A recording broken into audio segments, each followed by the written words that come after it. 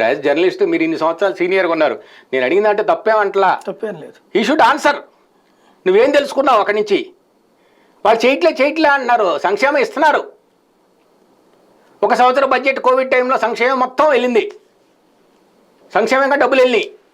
భారతదేశంలో జీడిపి ఆంధ్రప్రదేశ్ రాష్ట్రం జనం దగ్గర డబ్బులు ఉన్నాయి, కొనుక్కుంటున్నారు. మీరు అన్నట్టుగా ఇందాక 25,000 నుంచి 40,000 దాకా వస్తున్నాయి తినటానికి ఉండటానికి. ఇప్పుడు లేనివాళ్ళు అండి ఎవరిని అడుగుతారండి? ఏమన్నా మోదీ ఒక రేషన్ ఇస్తున్నాడు, మిగతా విషయాలు ఏమైనా మందులకు వెళ్ళాలన్నా ఆ కోవిడ్ టైంలో ఎంత ఇబ్బంది పడ్డారు, అప్పులు చేశారండి. మీకు గుర్తులేదు, సిలిండర్ లేక వేరే పని చేయడానికి ఎవరు పని అంటూ లేదు, కొట్టంతా మూసింది. ఆ సంవత్సరం ఎవరిచ్చారు సంక్షేమం? సంక్షేమం ఇస్తే శ్రీలంకలాగా అయిపోద్దంట. మరి ఇప్పుడు ఇంకంతకంటే ఎక్కువ సంక్షేమం చేస్తున్నావుగా. తెలుగు తమ్ముళ్ళు పాపం ఆనందపడుతున్నారు, ఒరే నాయనా మీ రాష్ట్రం ఇదైపోద్ది అని చెబుతున్నా. సూపర్ 6 అసలు దేనికి పనికి రాకుండా పోద్ది, సంక్షేమం ఇంకింత డబల్ ఇస్తే. ఆయన ఇవ్వడు,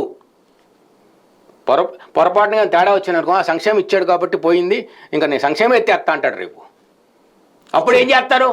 ఇచ్చినా పోయాడు కాబట్టి రేపు ఇచ్చి ఎందుకు ఇవ్వాలి? మనకి చాలు. జనం ఎట్టుందంటే మెంటాలిటీ, మనకి చాలు, మనకి ఇది ప్రశాంతం జరిగిపోతుంది, మనం we'll go forward like this అన్న.